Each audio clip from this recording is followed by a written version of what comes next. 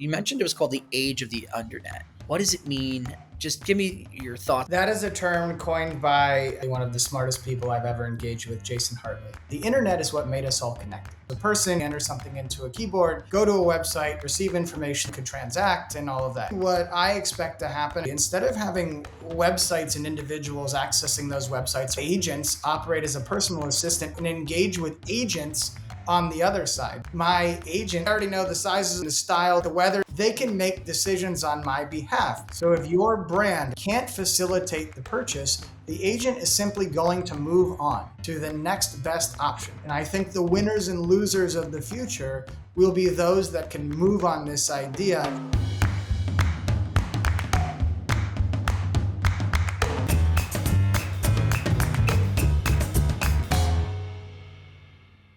Welcome back to another episode of AdTech Heroes podcast.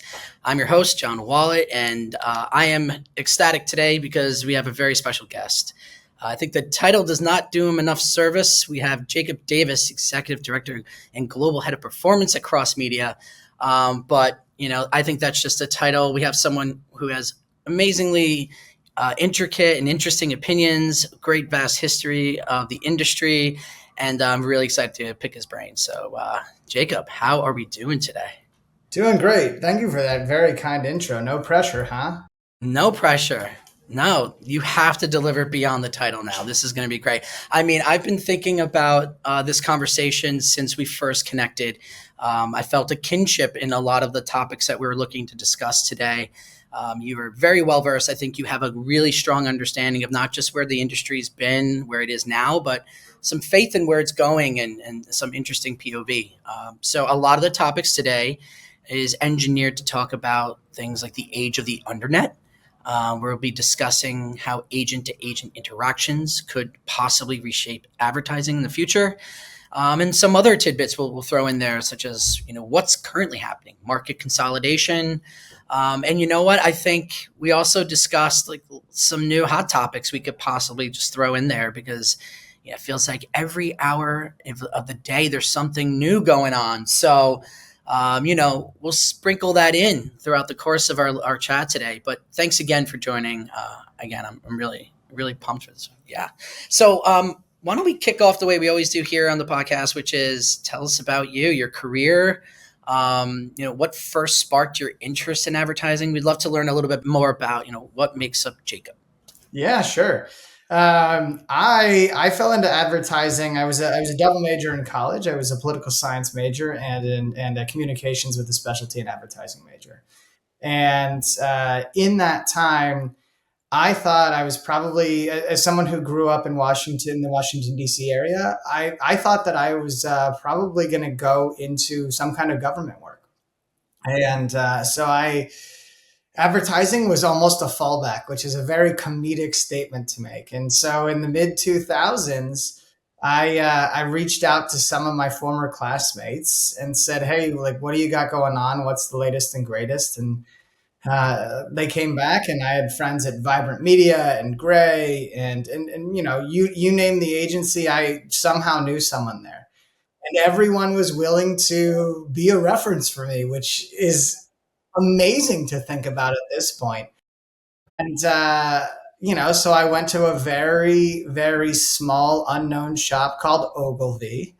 I think I'm familiar with that one. Not too sure. Yeah. Yeah, I was lucky enough to join the team at Ogilvy at their newly created digital division called Neo, and I started as an assistant search planner in Manhattan. And from there, I worked at various agencies. So I've spent many years at Havas, many years within Dentsu's network.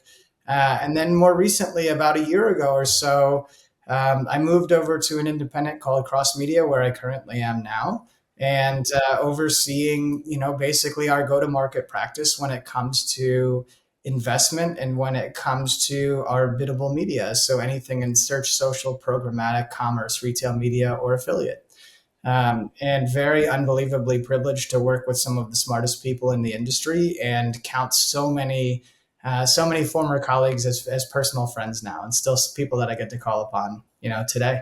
Yeah, I love that. I mean, that's the magic, I think, of our industry. You hit the nail on the head when you first started telling us a little bit about your background. Is the just the nature of people willing to connect you early on, right? To help you get your foot in the door. And I from our earlier conversation, sounds like you're doing the same thing and kind of paying it forward. So I love that, and it's great to have someone in your position doing that. So I want to dive into your transition from kind of big holdco into independent. But before we do that, I'd love to just, for those who may not be familiar with the title or the work that you do, what's one thing that people might misunderstand about your role? Because I feel like a lot of times we're just trying to put people into boxes and buckets, like this is what you do and that's it. But I mean, your experience, man, I mean, you come from a political science background. That definitely feels like just the interest alone into that space could play a large role into what you're currently doing. So can you share a little bit about what's misunderstood about your role? I mean, originally, as I mentioned, when I was going to go into government, and I didn't really have a plan for advertising, I was going to go try to be a spy. So I had massive ambitions, and pursued that dream very, very aggressively. And at the end of the interviews, they had said, "Hey, we love this. Things are so interesting. Remind us, do you speak? Or are you fluent in Arabic, or was it Farsi?" And I went, "Oh, not yet." And they went, "Yeah, okay. Well, call us when you are." And so it's just led me down this completely different path. But to me, the fundamental aspects that remain the same are all around data analysis and trying to determine what the various signals are that are most important, what you should be leaning very heavily into from a trust perspective, what you should potentially be ignoring or qualifying at a far lower number. Those are the types of things that become really interesting to me. And so as you start to think about like what are some of those misconceptions, I mean, the thing that I love the most about advertising is someone else has said it and was brilliant in saying it. Advertising is the most fun thing you can do with your clothes on. And I truly believe that. I think that each and every day we should be pursuing things that are fun and that are interesting, that we're not locked into determining how creative we can be based on what a spreadsheet says. Like the natural inquisitive nature of human beings is truly what separates and what makes things interesting and what takes an initial insight and adds emotion against it. And so at each and every turn, there are tremendous opportunities to be successful. And so anyone that thinks that the misconception is, oh, I sit and I work in Excel all day, and then occasionally I go into AdWords editor or I go into a various platform and I click a number of buttons, that's not really true to what we are or who we are. And anyone who's operating in a system like that probably should go find a new place to work because that is not at all what you should be doing or why you should be doing it. And it certainly doesn't place value on you as a person who offers so much more than that. And so to me, I think it's exciting. Sorry to interrupt. I think it's exciting about like the next wave of people and our next wave of talent. My statement to all of them is at any point, if this is what you're most interested in and you pursue it aggressively, you should be so much better than I am when you're at my level because you will not only be able to take lessons that I hopefully share and avoid tripwires that I hit, but come with a really unique perspective that is shaped by your life and all things that you experience. So I couldn't be more excited about what the next wave of talent looks like. They're ambitious, they're hardworking, they know what they want and they aggressively pursue it. And I think that's what we should all be doing. And we should really be looking back and saying, in some cases, if we've lost the plot, how are we looking back and reframing our perspective? I love that thematically, just some of the conversation points we want to discuss today, because I think what you're describing, and I've heard this a lot as I've gone through, this stage of my career in the podcasting world, and that's a loose term, right? I'm not a real podcaster, but I'm working on it. But one of the things I've heard a lot is a lot of people are trying to bring the soul back into what we're doing. And I think that's what you kind of described a little bit here. It's like you can have all these incredible tools and all this data at your disposal, and part of your job is disseminating through that and understanding like what's pertinent to my brand or my campaign or my client. But also, there's a human element to that, right? So even with the the advancements in AI and all these things, your thesis here is that it actually will continue to be most important for human beings to interact and have a firm grasp of these tools, but to be able to interpret them. Is that the kind of the way to read it? Is that how you see it? I see it in that manner. It's what made Crossmedia so attractive, and one of the main reasons that I joined. We sit on three key things, very, very basic: trust, reason, and the pursuit of happiness. From a trust perspective, every client should be expecting transparency from us, from knowing that we operate as a fiduciary. I don't make money on your money. So anytime that I'm making an investment recommendation, a partnership recommendation, a technology recommendation, it's solely at the service of our end client. When we get into reason, it's very simple. The data is going to help give us instruction as to where we should go. And the more that we can infuse, the smarter we can possibly be. And the pursuit of happiness is also incredibly simple. People that are happy where they work will do great work for their clients. Great work for their clients translates to happy customers, consumers, whatever you want. So at a fundamental level, everyone should want some kind of aspect of that. It's one of the reasons that operating at an independent, especially an independent like Crossmedia, is simply different than other environments and experiences that other people within advertising seem to have. Yeah, and that I think that's again to your point, the specialty of being part of that indie organization. So let's dive a little bit into that. So the industry continues to consolidate. It feels like some big mergers on the horizon.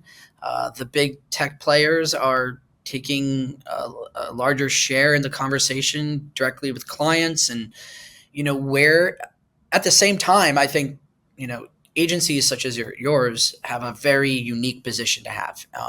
So talk to me a little bit about how do you see the role of independent agencies evolving in this marketplace, and what's the advantage and the disadvantage, right, to that consolidation and where you guys sit in the equation? Yeah, I mean, it's to me, it comes from a very straightforward place, and independence does all sorts of things. I don't have my thumb on the scale of any recommendation I make. At Cross Media, we are founder owned, founder led. We don't have outside investment. So there is no one influencing the media decisions that we make. We have enough scale that we can go in and negotiate joint business plans. We can negotiate enterprise partner programs with any one of the major players and advertising partners that we call on and that our clients are most interested in. So the same way that if you were at a holding company, you could call on Google and get a response, so can we. And we do that with negotiated below market rates and all sorts of stuff like that. Again, only to serve our clients. And I think to your point, like, what are some of those advantages that we have? No client has to question what the intention is for anything that we talk about. That is a really big differentiator, right? I don't make money on anyone else's money. There are not incentive deals to scale or sway dollars to or away from a specific partner. It is all in service of the end client. And so I can walk into any room at any time, speak with any client, and make proposals and recommendations for solutions and opportunities that they have without them having to look behind and saying, well, I like what he's having to say. Is he making money on that in some way? Or was that recommendation made towards something that kind of serves my need, but may not be best fit? And then from a disadvantage standpoint, I mean, I love the idea that you were mentioning before around soul and bringing soul back to agency.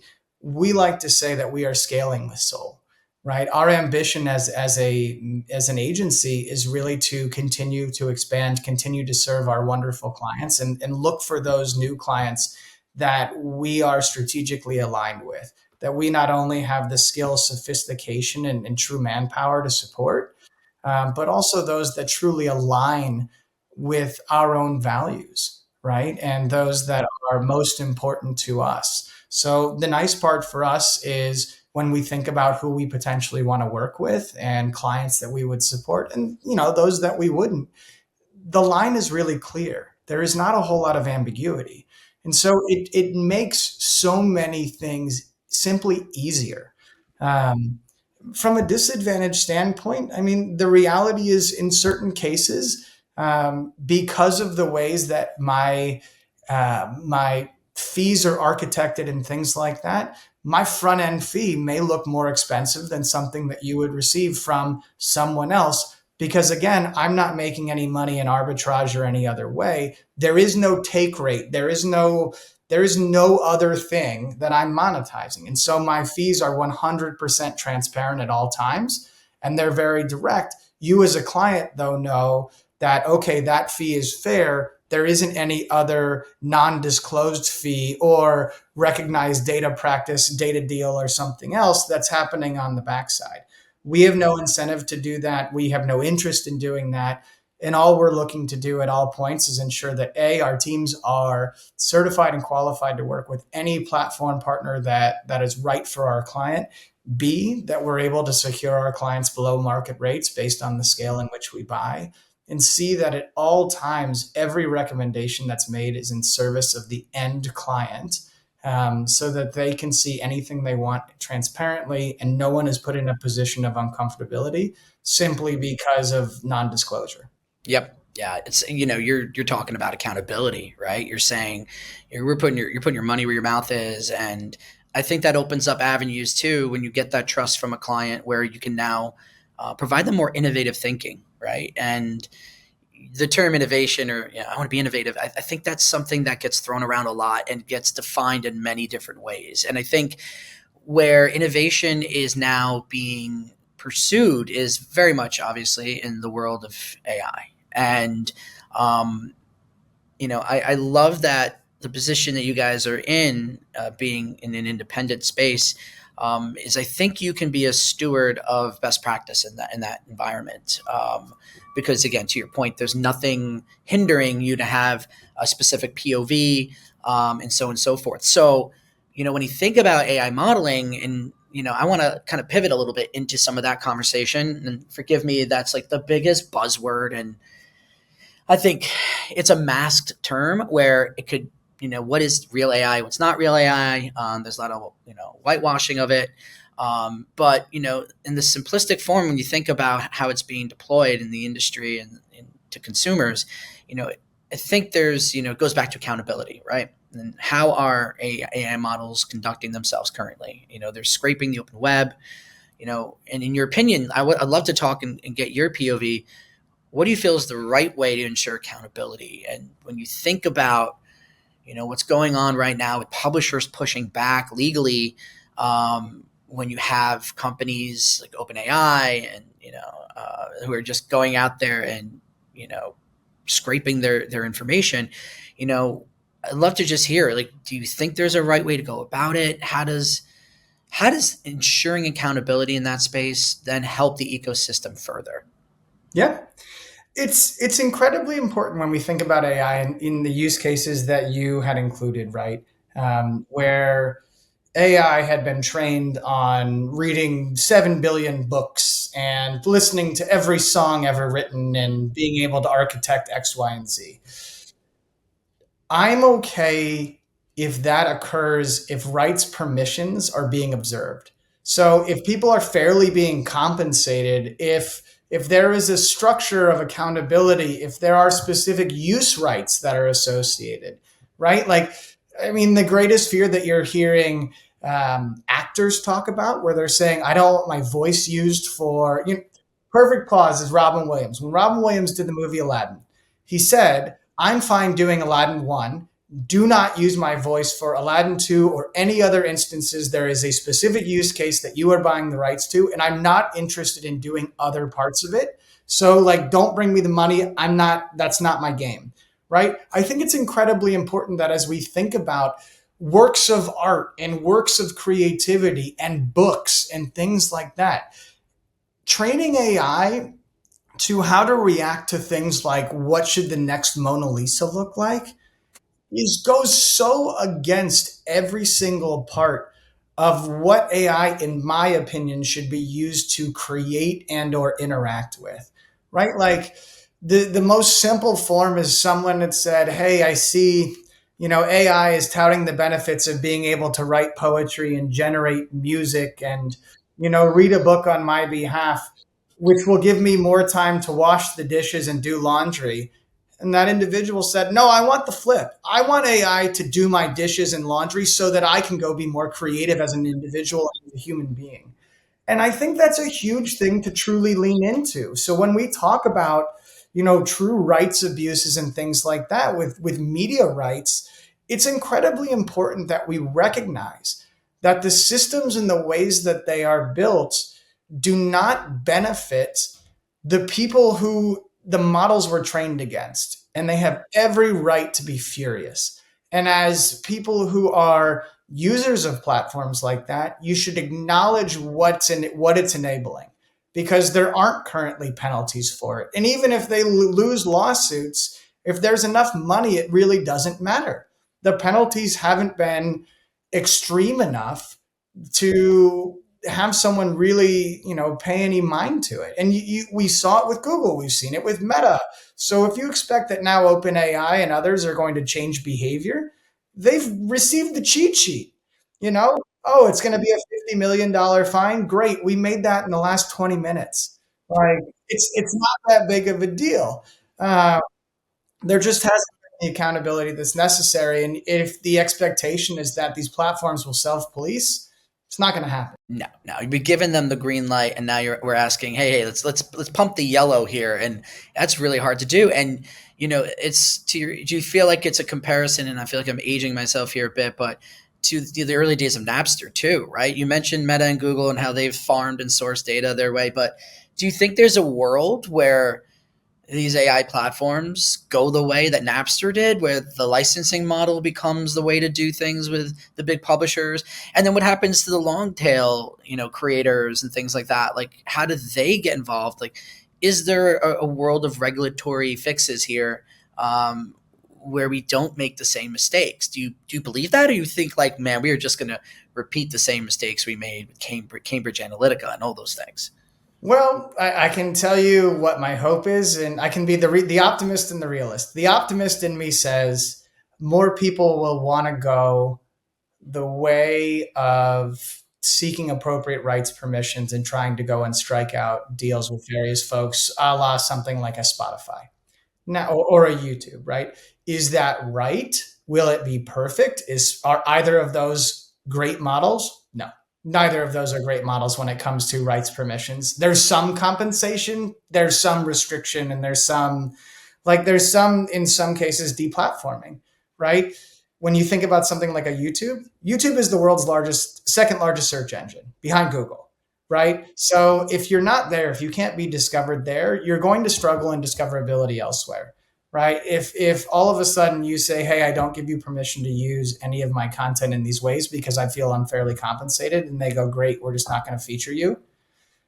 I don't think that's necessarily the right solution. The realist in me says that I don't expect it to change without some form of legislative action.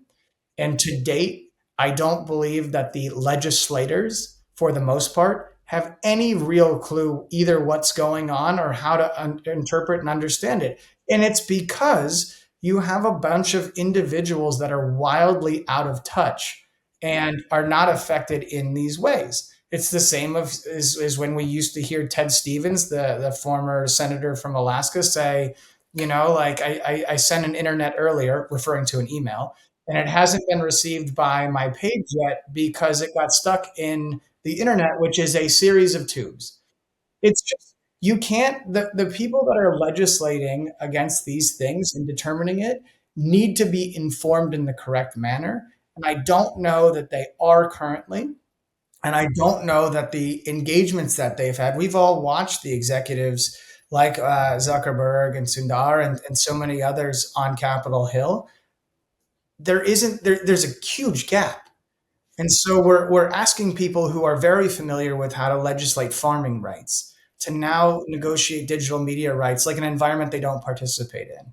So we can't necessarily be surprised by the outcomes because there isn't necessarily a penalty that could be assessed. And then I would say the last bit here is there isn't also an incentive for them, you know, like they're getting donations from all these people. Totally. Yeah. That's a paradigm shift that takes years to change. And I agree with you. I think education is paramount to getting the kind of regulation and shifts that we need in order to make a difference. And the hope goes back to the beginning of our conversation where you mentioned the younger generation coming up, right? They're wiser than you and I, wiser than the folks in power, and they're engaging with these tools and understand these tools way deeper than they do. And I think the optimist in me, to your point, is that they will come in and start to really like ferment that change. At least we hope. So staying with this theme of the risks of AI, things like that, there is a term that you shared with me before our chat today that I'd love for you to walk through. You mentioned it was called the age of the Undernet. Yeah. So why don't we start just on that quote right there? What does it mean? And just give me your thoughts on the age of the Undernet. Yeah, so that is a term coined by one of my mentors and absolutely one of the smartest people I've ever engaged with, Jason Hartley. Jason Hartley is currently over at PMG. He is tremendously talented, is absolutely brilliant, and is such a joy to converse with. And the conversation is essentially that the internet is what made us all connected, right? It allowed us to digitally communicate. It allowed us to engage with a brand, receive information, things of that nature. And it was a person who would manually enter something into a keyboard, go to a website, receive information they wanted. If it was a clothing store, you could transact and all of that. And you've kind of watched this advancement take place. Slowly, what I expect to happen and what I think the next stage of the interconnectedness of all things really starts to lean into the concept of the Undernet. And the Undernet is essentially, instead of having websites and individuals accessing those websites or communicating, I can have agents operate as a personal assistant on my behalf and engage with agents on the other side. So if I wanted to feel like a gazillionaire who never had to go to a department store ever again, my agent, or in this case, personal assistant, would go take care of everything. They already know the sizes of the clothing that I'm interested in, the style, the event that I'm attending, what the weather is going to be, what time of day it's going to be. They can make decisions on my behalf. And the more information that these agents have, the more trust that an individual puts into the agent, the more they're going to be able to enable that agent to do on their behalf. And so when you think about like the maximization of your own personal utilization for freedom of time, freedom of going and doing artwork, or going and hell, if you love laundry, doing laundry, the reality is going to be that there is going to be transactions that are going to take place without the need for human interaction anymore. And so I can task my agent with, I'm attending a wedding on Saturday and I need, it's black tie. And so I'm going to need a new bow tie and I'm going to need a tuxedo because I've gained 20 pounds since the last time I wore my tuxedo. And so I'm going to need you to secure that either from a rental or from a purchase. And you already know all of my sizes. You know where the wedding is going to be because you can see my calendar. You know what photo is going to be because you're connected to that via an API. So you can make every decision autonomously. You already have my credit card information. You already have my address. So everything can happen without me having to participate. I'm just simply instructing you to go do that. The same way that, again, if I was a gazillionaire, I'd tell my personal assistant, like, we need to take care of this. That personal assistant would already know, right? They would potentially have an inventory of all the clothes I already had. They would know that the white shirt that I love wearing and fits me the best is at the dry cleaner. So maybe I need another one or to go get the dry. But every single one of those things can be automated. And you are now a brand and you have a website or you're an information source, you should expect that my agent is going to interact with you, not me. So you need to make each and every one of those things throughout that process, your available inventory, your sizing, the colors, the fabric, the texture, your shipping deadlines, all has to be able to be received by my agent. And if it's not, my agent's pursuing whatever the easiest path to complete the action is. So if your brand, if your store, if your location can't facilitate the purchase, the agent is simply going to move on to the next best option. So if for some reason They know that I love Brooks Brothers, and Brooks Brothers can't facilitate it, or the agent can't talk to my agent. It's going to move on to Saks Fifth Avenue, Nordstrom, Neiman Marcus, whatever, to facilitate that, because the agent is going to know that I'm not here for excuses. I'm here for outcomes. And so when that tuxedo magically appears at my house and I wear it and I look spectacular on Saturday, the agent is giving itself the attaboy and saying, great job, we did it. But now that's the expectation. So the Undernet becomes this just fascinating concept. And I think the winners and losers of the future will be those that can move on this idea and will fall on one side or the other, right? So it's an interesting one for sure. For sure, and that's where the industry feels like it's going. So to that point, what should marketers do? How do they exist in this world of discoverability in that environment where you do have agents, not people, making those decisions and learning on the history of those decisions? So what does a marketer do? I think the marketers, in the biggest way possible, need to now start experimenting with it. How are we building our own agents? What should we really be thinking about? What are some of the most basic questions that we're going to be receiving? Right? It's almost like if you think about when individuals started using the IVR systems, when you would call and it would say press one for this, press two for that.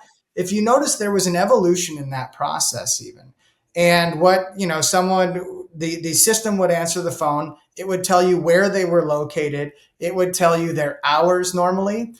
That's the easiest way that you're watching part of the Undernet take place, right? It was before the Undernet existed. It was still, though, all part of how am I facilitating and potentially getting an answer to someone before they need to speak to someone at my location to receive it. And the more that people are leaning into that and saying, like, what are the FAQs? What are the most common things that we're being asked when someone goes to our website? What are the most common actions that people are being taken? What type of information would an agent need or an individual need to receive from us in order to make a decision and take an action?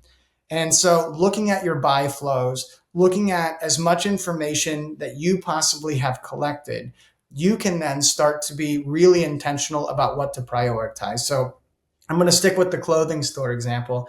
If I'm a clothing store and 85% of what I sell and what people are interested in when they come to my website is dresses, that should be the first place that I spend time, right? I should be spending time thinking about, are they most often looking at all of the various fabrics we use or all the various patterns we use, or do they get pushed away based on price? Should I be incorporating a multi-tiered strategy here of dresses at different price points or things like that? It's really how do I hone all the information I already have in order to best create the likelihood that I am most qualified to respond to that agent. And the people that get ahead will at least get first mover advantage and start to receive tons of information. You should not expect this to go right the first time. You should do everything you possibly can to know that this is going to be put into a sprint model. And each week we're going to have to incorporate a new feature and change something about how we're doing it based on what that new feature facilitates. So yeah, I mean, it's going to be amazing the first time you watch someone transact in that way where it's totally autonomous. So I'm excited about the prospect, and I think it becomes a huge opportunity for people. You're still going to have the individuals who want to go to the store. You're still going to, like a lot of us use Peapod or, the order aheads with grocery stores. We still, a lot of the times, will go in and look at the vegetables, the fruit, the meat, and stuff like that. Some of the non-packaged goods. We'll still do that, even though there's a system that could do it all for us, right? So there's a ton here that's about creating the opportunities for facilitation and simply recognizing that in some cases it's going to happen, in other cases it isn't. Right. Yeah. So yeah, and I agree. And I think that, what you're saying is, site optimization, right? And product optimization ultimately down at the marketer level is really what's going to be most important. Like the speed that they're able to adapt what they're showcasing, what they're making discoverable for these agents to interact with is really going to be the most prominent way to succeed. Am I reading that right? Is that how you feel? I would say The one clarification that I would issue, I think the website becomes an enabler. I don't think optimizing your website solely for this is the move. I would say use it as your information gathering source as you are starting to build and deploy agents on your behalf. Because there should be a very basic agent that are like, what's the nearest store to me? What are your hours? What is this? What is that? That should be a really easy one to deploy, right? So again, it's thinking about those FAQs. And then it's really working through all of the data that's being generated around your site and your stores and any other types of interactions you have, and starting to say, what are the most common? What are the things people are most interested in? And how can I adjust that or make it easier? Sure, sure. And do you feel, well, let me ask you then, as a complement to this conversation, how does it change the work that you're doing? So in the biddable space and, your everyday interactions, like, where do you see the development and the evolution of your team in this world? I think the biggest thing is honestly making sure that you are like doing something. So it is not the expectation that you're able to take your entire catalog, your entire feed, your entire this, your entire that, and just deploying it and everything will go perfectly. I think if you are not naturally inquisitive from your own data sets and the own data generation that you have and starting to think about the steps that you can take for enablement, I think you're going to have a hard time. And I think it will move faster than you're going to be ready to react to it. And that's going to be a real challenge for some brands who aren't getting in on the ground floor because the elevator isn't going to stop until the 10th. And so you're constantly going to be chasing those folks. This should be thought of as yet another new revenue stream and distribution center. And so at all points, I don't think it replaces something that currently exists, but I do think it will be additive to it.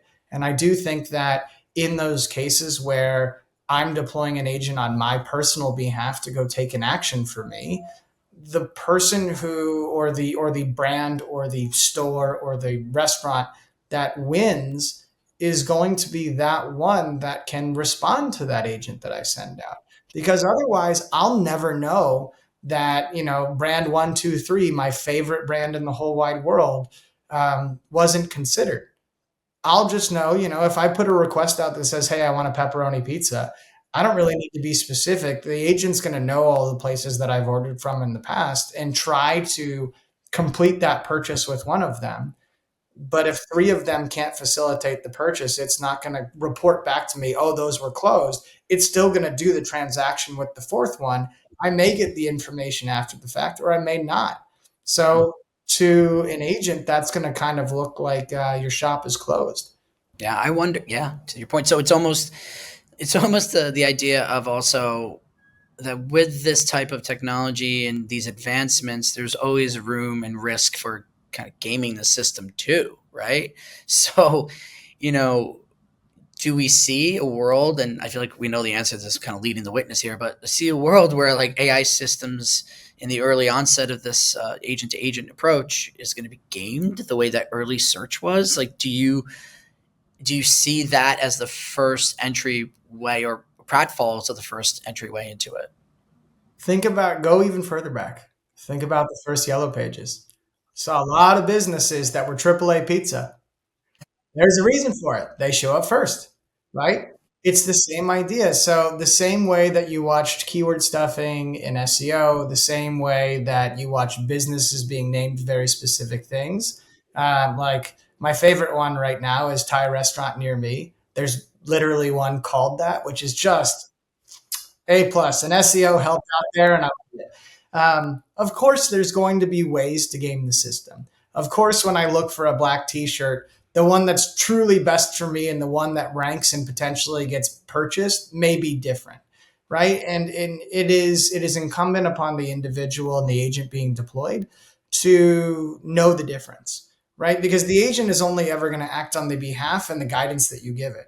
So if you're not receiving what you're most interested in, you need to look at the guardrails that have been implemented and the constraints that you've applied in order to really think about that setting. Because again, like, yes, those things are going to happen. And lots of people are going to receive things that may, be fast fashion or low quality. It met the need that you asked it to. Without other contextual signals, contextual clues, or otherwise, we can't necessarily be surprised by some of the outcomes. So, will there be gamesmanship? Yes, of course. There should be. There should be. Like, very honestly, there should be. Yeah, because without that too, sorry, without the gamesmanship, I feel like you aren't able to fix those problems later on. You're unable to see where the issues exist and where you can get, I think the brilliance of our industry and the promise of, let's call it capitalism, is that there's always an incumbent trying to do better. So whenever there's an issue that arises, there's an opportunity for someone to come in and develop a solution that's just better than what it was before. So I agree with you that part of the equation, unfortunately, is call it gamification of the process, but it very much is getting the kinks out. Right, it's another way of kind of thinking about it. If you want to be optimistic. Think about it this way: when you go onto WebMD and you enter the symptoms that you have, the disease you most likely have isn't necessarily the one that shows up first. The disease you most likely have, according to WebMD, is whoever has the best SEO. Like, that's truly what it is. So if we think about it in all these very funny ways, gamesmanship is one way to present it, but it's really those people that are optimizing experiences to be incorporated in this new Undernet flow. And, call it what you will, everyone has the opportunity to win here. So it's those people that take it seriously and recognize that there is a demand against it that likely do win, or at least get a head start. Pretty insightful, man. I love this. I like your positioning on a lot of these topics as well. And we are closing in on kind of the end of our chat today. But there's feel like we got to get you back in on a later date. So many other things I'd love to talk to you about. I think I want to ask you current event stuff that's going on. I think and it's up to you if you want to share your thoughts on it. But what's happening right now with Google and the antitrust, issues down in DC? Just top line thoughts from you, like where you think things are really going to net out at the end of the day, or where they should net out. I think that there are going to be a set of circumstances based on what the first court case looked like and the end result of the first court case, which recognized that some of the structures and some of the permissions that are going to have to be enabled are going to change, but not enforcing divestiture of certain ad product structures and monetization strategies that Google has likely remains the same. So you get some wins in court case number one because you're able to say, hey, they had to acknowledge a few things and the mandates did come down. I think Google has a stronger hand in the sense of, the first one didn't think that. So therefore, the second one may not either.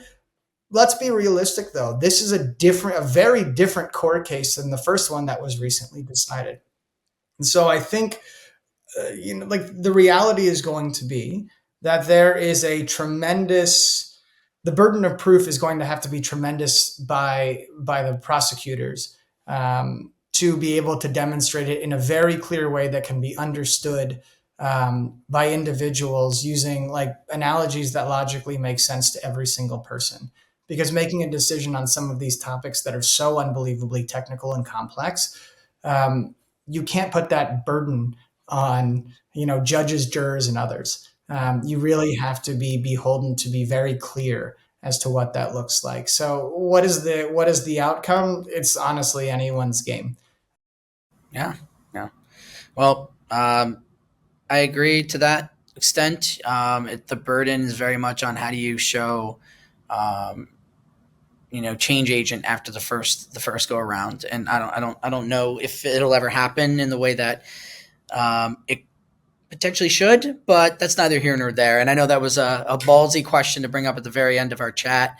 So I'm going to give you a bit of a softball one here, just because on the topic of AI and all the literature that's out there, there's this great book that the movie Blade Runner was built off of by Philip K. Dick. And the book is entitled Do Androids Dream of Electric Sheep? So I guess my first question before we close up today is, do you think AI systems in a very short period of time. I don't want to call it sentient.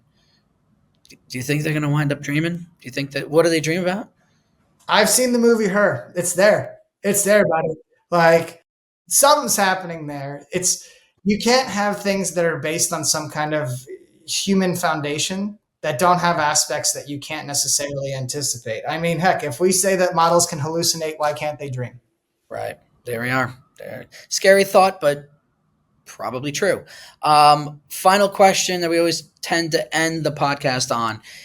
Since you are a AdTech hero, if you had a superpower in the AdTech space, what would it be? The superpower that I would love to the superpower that I would love to utilize as much as possible is empowerment. Empowerment, especially for those voices that should be amplified but aren't. We should be empowering, as we kind of kicked off this morning, we should be empowering more young people. We should be very trusting of all things that they do, and we should lean in to help develop and create forums for them to have the voice that they want to have. So anything that we can do, it's more of a personal mantra than it is within ad tech. I mean, my end goal here is how can we empower people regardless of circumstance, and how do we ensure that everyone has an equal voice and opportunity. So if I do that, or if people think of me when they think of that, I've done everything right, and it'll be a greater benefit than any silly title or anything else that we do. Great. Thank you for sharing that. I think with you at the helm, I think a lot of those principles will continue to, go through the system. So thanks, Jacob. This is awesome. Love your POV, like I said, and really appreciate you taking the time out of your busy day to connect with us here. And I look forward to future conversations with you. So keep up the good work, and thanks again, my man. Thank you, John. Yeah, let's absolutely get together again soon.